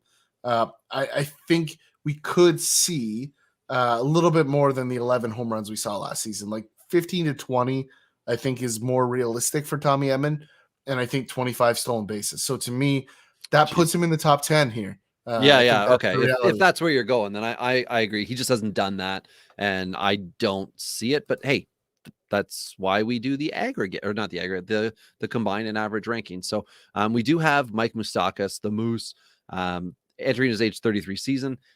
2 years since we've seen him really be effective. And I mean, you can't be effective when you're hurt. So that's part of it for him, but he's our number 12 guy. I don't know that we've got a lot to say, right, Ty? This is just somebody steady guy, power bat, but the average has fallen a lot. It could get shortstop eligibility in Cincinnati this year. Like, who knows? Yeah, that's possible. On next, number 11, Gavin Lux. Again, there isn't a lot to say, right? Former top prospect, came in, struggled, leveled off last year, finished, I think, 242 average, something like that. This is his time now. So we both have him ranked in the mid-teens, but that worked out to average him up to 11 for us. Because of our disagreements on other players further up. So Gavin Lux with a lot to prove to us with an 11 ranking. And again, being with the Dodgers, playing time concerns. We've mentioned two Dodgers that, Max Muncy and Chris Taylor, that can take playing time from him if he's not getting it done. So, and then we're into the top 10 now, Ty. We've got Jeff McNeil with the Mets. See, for me, like Jeff McNeil fits the mold of Tommy Edman, and I'm buying Tommy Edman 100 times out of 100 over Jeff McNeil. Right? I have Jeff McNeil ranked 17th. You have him at 11. Nothing wrong with it. Like Jeff McNeil very easily could be a top 5 second baseman this season. If he goes back to the power, if he doesn't go back to power, Ty, I have a bad ranking on him. Like putting him 11, I'm banking on him going back up to 20 dingers and still being able to keep the strikeout walk in check and being on a productive team, where he's going to have like 70 plus RBIs, 70 runs. If he's not doing that, I would bail on him early in the year. If you own him somewhere, if there's a good offer and you're not seeing power, that would be that's my flag on him. I'm taking a chance with this ranking because I think he can get it back. But then, as you said, you look at somebody else that you're buying and you see a better version of them in Tommy Edman. Well, there you go. Right. Like just make the choice that suits you best. And there's something wrong with it. Like it depends on your league, right? Like it depends on who else is in your league. Like when are you getting these guys? How much are you paying in a trade? When did you buy them in a draft? Like all of that matters in this conversation, right? So it will vary from league to league as to who values these guys. So if you have a bunch of Mets fans in your league, you're probably not getting Jeff McNeil. It's just the way it is.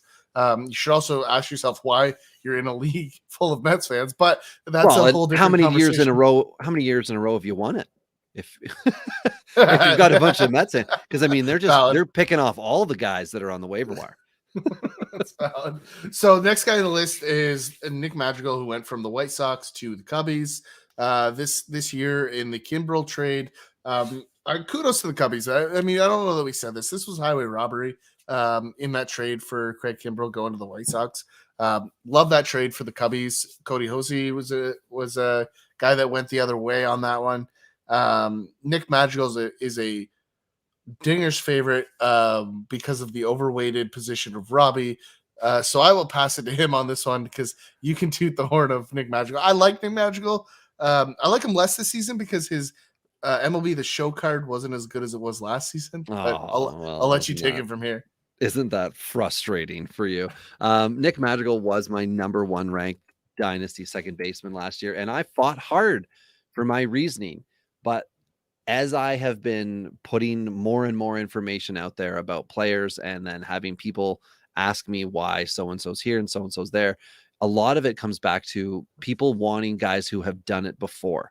So Nick Madrigal has not stolen a million bases before, but I was of the assumption, why wouldn't an old school manager want to let this speedster lead off, get his singles, steal a bunch of bases, steal 40, get caught 12, 15 times, whatever. But late in games, steal third when he's on second and there's 2 outs, or that's just what I thought was going to happen. Turned out the White Sox manager is a bit of a tool, and it was appearing as though it wasn't going Madrigal's way. He was batting 9th a lot when he did move up to first for a period of time. I don't know if Anderson was batting second or not. However, it worked out. It was great, and things were looking good. He was batting fine. He turned it around and started to be better. But then he got hurt, and then the best thing that could have happened while he was hurt happened. He got traded out of the White Sox and La Russa, and he moved over to the Cubbies, where I'm assuming he's just going to walk in as the opening day leadoff hitter. And the only crummy thing that's going to happen is that there's a pitcher 9th. So his his ability to get runs is going to go down. His ability to get RBIs is going to go down, but hopefully his ability to get runs will go up, as well as those stolen bases. But I did rank him 4th. So he's no longer my number 1, simply because, as other people pointed out, he hasn't done the things that I'm saying make him the best guy. So, okay, fine. We got to wait. We got to see what he can do this year. Doesn't mean I am not aggressively trying to own him anywhere, and that I'm not pissed at Glenn in the home league for picking him up when I dropped him this season because he was out for the year. And Glenn's like, he's a keeper. He's a career 300 average hitter. If you have Glenn's in your league, Glenn keeps us honest. I love it. I love him for absolutely. If he wasn't stealing these guys from me, I'd just be able to pick up Madrigal in like the 8th round because nobody else would be thinking about it. But meanwhile, Glenn's going to keep him. He's going to have him as a keeper. Anyway, Glenn is has a lot to prove. Glenn is the mad scientist of our home league, heavy on the mad, less so on the science side, but it's fun. It makes for a good league dynamic, and you need that. Moving ahead, Rookie of the Year, Jonathan India is next on the list. So this is a guy that I think is of value. I will say this, I'm not going to own India anywhere. I don't think there's a huge amount of upper tier upside with Jonathan India. I think he's a very serviceable major league player. I think he's a very serviceable fantasy player. I'll take Jonathan Scope way, way, way, way, way back over Jonathan India. And I think they're very comparable players. So that's why, I'm just not overly excited about owning a Jonathan India. But he's young enough that over a 5-year window and a weak position, he ends up in our top 10. I don't know where you're at, Robbie. Well, steady Eddie. That's exactly where I am. I just think that Jonathan India has the opportunity to just be this 270 hitter, 20 bombs. Ideally, we're getting double-digit stolen bases from him. And, 60 runs, 75 RBIs, pick your poison on that. Just, total about 135 between the runs and the RBIs. And that's just going to work for me. Now, I ended up thinking, like you, what is the ceiling on him? And I couldn't put him higher. He came 5th for me. But the guys that are above him, I all see as having better single category output than India. Yeah. And that's really it. Yeah, and I have him further back because I really don't think he's going to exceed 30 home runs at any point in his career. I don't think he's going to exceed 290 at any point in his career. And I don't see him as a middle of the order type bat. I think all those things considered, there's other guys that fit that mold that I'm going to chase. Whit Merrifield is next on the list. I think every Jonathan India owner would wish they could get, the 5 years of production we've seen from Whit Merrifield. I think this one for both of us, Robbie, and I'm going to speak for you a little bit here, and you can correct me if you think I'm wrong. I think we're both giving Whit Merrifield a touch of respect here at age 33, in our seventh spot. This is a guy that it's hard not to like Whit Merrifield in fantasy baseball. He gives you a lot of categories. Even with last year being a down year, of the guys in the top 10, this is the guy that I wanted to move further back, but just couldn't. I just couldn't pull the trigger on moving him backwards. He's good. Yeah. He's good. He's been consistent. The stolen base category helps. When you have a blip, that's one thing, but to think that he's just going to fall off and disappear, not likely as far as I'm concerned. So Whit holding strong right in that middle. Yeah.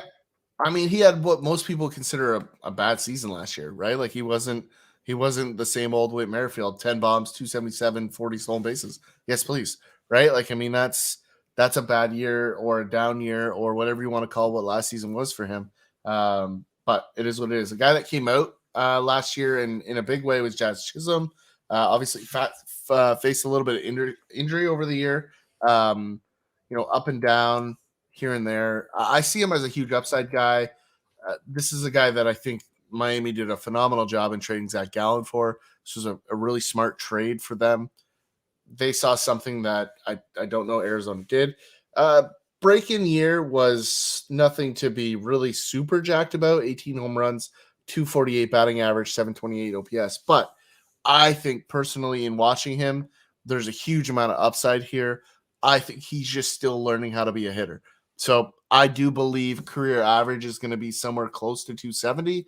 I think we're going to see an average of 20 to 25 bombs. So if you can get that out of your shortstop, you're in the top 15. But we're slotting him in here at second base for now until he makes the full conversion over to shortstop. And that's the reality of what we have for Jazz Chisholm is you're buying a future shortstop at second base value right now. And the big potential with him that makes him as highly ranked as he is for us is the stolen bases. Now, if we see another year 20 plus stolen bases at the big league level, and let's just, tack on that we're going to want to see another 450 plus at bat season, and he's doing that, absolutely. Sign us up for the next 5 years of a potential game breaker, especially like you said, Ty, if the average goes up, he becomes a smarter hitter. That will be a good thing. And strikeout to walk, oh my God, it's 5-1, and 34 walks to like 145 strikeouts is scary. That's also putting him at a 33% K rate. So he does need to make those improvements, but the potential is there that if he tightens up a few things, right, takes a few more balls, a few more dribblers get through, right, a little bit of BABIP luck or a little more BABIP luck, all of a sudden his line's going to really clean up, and you're going to be looking at somebody who people are getting really pumped for. But the big thing, they're there. The question marks are there. That's all. Yeah, the big thing I'm looking at is what does he do against the off-speed pitches? Like he clearly feasted more so on the fastball in the early part of his career, but that's an expectation that we have with young break-ins, right? Like that's not new. That's not unique to Jazz Chisholm. But I think at the end of the day, I'm going to be still watching that because I see the upside, but I also see the concern, right? And I'm not going to ignore it completely, even though I do think I'm in on just Chisholm in several leagues, and I will continue to be in on him. But there is a touch. This is a guy that I own in a lot of ways that I am slightly concerned on it in a way that I'm monitoring, not in a way that I'm out. So that's just where I think you all should find yourself as well. So next is a guy that I love to be in on, and I've been in him for years. I was early in on him. I will stay in on him, and that's Brandon Lau in Tampa Bay. There's some boom and bust in this guy's game, but I don't care. Like he gives me value time and time again, and he will for the foreseeable future. And guess what? The team offensively is getting significantly better around him. Certainly a lot more talent from 1 through 9. Yeah. Like, I mean, you talk about a guy like Choi at first base. Like, Choi's not a terrible baseball player by any means, but production-wise is not scary.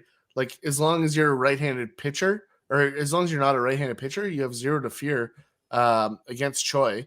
And if you do, you're facing Yandy Diaz instead. So, like that's the reality. Like Lau is going to find himself at first base this season, probably splitting time with Meadows, and probably some time in the outfield. So you're going to get incredible amount of position flexibility as well by owning Brandon Lau. I mean, this guy just for me, he's entering the prime. He's got 40 home run upside. What do you not like about Brandon Lau? Like a couple strikeouts, cool, whatever. I'll deal with that. It's 2021 or 2022 Major League Baseball. Yeah. Okay. Sure. I just think that he just had his career year in dingers, and that's the issue with me. Again, we are talking about our 5th highest ranked second baseman. So if his fault is that he's not going to hit 39 home runs again, he might only hit 30. That's a good problem to have if you're the Brandon Lowe owner. However, like Ty said, the team's better, and he had almost 100 runs, almost 100 RBIs. Certainly could be looking to do that for several years in the future. And that might make him one of 3 guys in the top 5 that could do that for 3+ years. So that's why he is where he is. And there's guys like Chisholm who have the ability to steal bases. Whereas, Lau's going to steal some, but he's not going to steal double digits. So Chisholm's going to steal 3 times as many. He's going to get caught more times than Brandon Lowe's going to steal. But the home runs, the RBIs, the runs, that's all favoring Brandon Lowe. That's why he is where he is. So real quick before we move on, I think if you own Brandon Lau, you know this, but if you don't, you're probably a little naive looking at Brandon Lau's stats at this point. Last year, he started the season really slow, 182 batting average in April and March. It was rough. It was as a really Brandon bad. Lowe owner in a roto league, starting him every day, I was not pumped about that. Yeah, agreed. 196 in May, 241 in June, right? That was the part that everybody that owned Brandon Lau last year was feeling. The only upside was that he provided you with 16 home runs in those first 3 months. Now, the back half of the season, this is where it started to get interesting. So into June, right, which I mentioned in the batting average, June OPS 879, July OPS 1032, August 926, and September 1001. So the player was really, really good in the second half of the season, but in the offseason, people love to look at the overall stats, even though the back half he was absolutely dynamite. Yeah. And I think that's the thing for me why I have zero concerns ranking Brandon Lau as high as I do, because I think he turned the corner himself as a hitter. The batting average got to spots that aren't really overly consistent with his career, which indicates that he's making improvements. So for me, I'm in on Brandon Lau in a big way. Always have been, always will be. And I think he should be too. Okay, next up, I don't want this one to be as long as the catcher episode, and I don't know why. I just feel like for some reason it can't be as long as catchers. So number 4 for us is Jose Altuve with Houston. Ty, he is your second ranked dynasty second baseman. For me, he's 9. The reason that I don't have him higher is because I just don't think we're going to get the production over the next 5 years. But again, elite and absolutely, you said it a year ago, Ty, he's been forgotten about. He's been totally forgotten about, and he is a huge value in almost every format. Go just knock on the door of the guy who's got him in your league now. Kick the tires. I bet you would be underwhelmed at what he asked for in return. I bought him in several leagues that we're in together. He had 31 home runs last year. Like, people just totally naive to the fact that Jose Altuve hit 278 with 30 home runs. Like, they just don't even go there. And the thing I really like about Altuve is that he plays in Houston with that short left porch. So for people that are concerned with his power, it's like you and I can hit a home run at that ballpark, right? Like, it's a really short porch. He has a swing that fits the ballpark, very similar to what Dustin Pedroia had in Boston. Like, a very similar scenario here with Altuve in Houston. I just think same thing we talked about with Altuve. The hit tool's there. The other stuff will stay. He's a buy. Yeah, Marcus Semien comes in at number 3 for us. I've got him as my second guy. How can you not love a guy who's going into a good situation with the Texas team that's going to be building to get better, and he's going to be there throughout the next 5 years? I think, I mean, we were harping before on the fact that we thought, like, what was maybe 3 years ago, we were saying like, this is the time to sell him. Well, like, we were saying that because he wasn't doing amazing things that we believed in. Well, we watched him play in Toronto for a full year.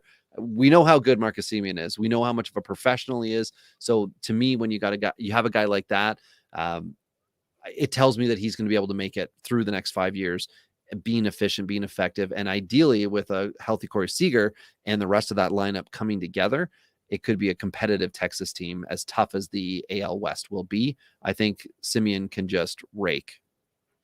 I have concerns about the ballpark switch. I think it really will impact his fantasy value. I think he's still a very good baseball player for all the reasons you listed. I have strong concerns about the move to Texas. I just think that's a bit of an issue. Yeah, for me and our number 2 guy, we were talking about this beforehand, is going into his age 28 season, Ketel Marte with Arizona. We both have him ranked 3rd, so the aggregate worked out that he got 2nd. I don't know. We talked about it before. I mean, it was 2 hours ago now that we were doing that, but I feel like he owes fantasy owners a lot. Like, he's been given a lot of slack since 19. 2020 was just kind of like, okay, whatever.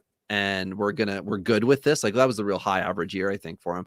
And then 2021 was disappointing, generally speaking. But was it 318 batting average, 909 OPS? But right? It was like a confusing 909. Yeah, but to me, that's exactly why he will be traded this offseason, whenever the offseason's allowed to be an offseason again. Like, is he one of the guys you think should go to Toronto? I know the list 1,000%. He's the perfect fit in Toronto because he can hit leadoff. He can play the positions we need him to play. And he's an obvious candidate for Toronto. And we have a history of trading with Arizona. So there's a lot of reasons why it works. But I just think Ketel Marte is a good baseball player. He's a switch hitter. The hit tool on the left side, the power on the right side. There's a lot to like with his overall game. The position flexibility is a huge bonus. And, if you're lucky enough to own Ketel Marte, you should just, sit on it and continue to adapt. Yeah, I feel the reason that I'm on the fence, but I also ranked him 3rd, is because I know with a full season, he probably would have had one of those hot stretches that got him back up to where he was in 2020, which was hovering around 100 runs, 100 RBIs, and upwards of 30 dingers, which is his potential. And the stolen bases don't need to be the thing for him, right? That's not what we want him for. That's the bonus for him. He is there for your high average and your counting stats, and that's huge. In a 5 category, he's 4 or your 5. If he slots in between George Springer and Vladdy Guerrero, he's the best second baseman on the list. And I don't even think it's close. Which would be the 2nd year in a row that Toronto has acquired and then made a second baseman even better. Marcus Semien being the other one. Now, number 1 on the list, it's kind of hard to argue entering his age 25 season that Ozzie Albies is not just sweet awesomeness. 30 dingers last year, 20 stolen bases. Strikeout to walk was under 3-1. Not that that's great, but he was under 20% for strikeouts as well. And where was he for runs and RBIs? 103 runs, 106 RBIs, 799 OPS. However, he did have 954 at bats. No, he had 629. The guy's up a lot. And he's on a world championship team.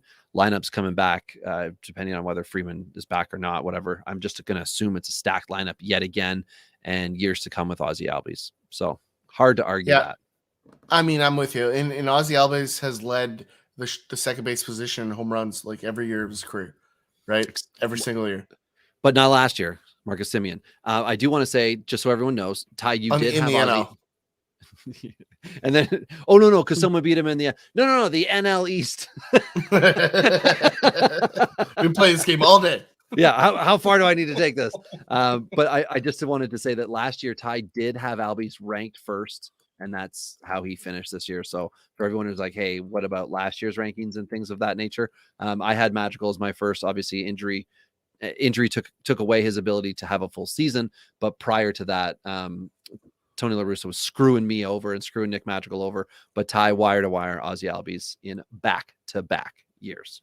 That's second base. Yeah, now it's it's definitely a scenario here where you've got some good talent at the upside. I like the switch hitting potential of the top 2 guys. I think they're the best 2 options. I think Altuve is the underrated value piece in the top 5. I just think a lot of people are looking and biased towards the prospect side. So that's kind of the takeaway there. Second base on the big board. Hit us up at Dingers Pod, at Robbie Baseball 1, me at Tourney Boss on the Twitter machine. Love to hear from you guys. I know it's off-season lockdown craziness right now, but let's correspond, as they say in the formal world, on the Twitter. And until next time, it's been Tyler and Rob here on Dinger.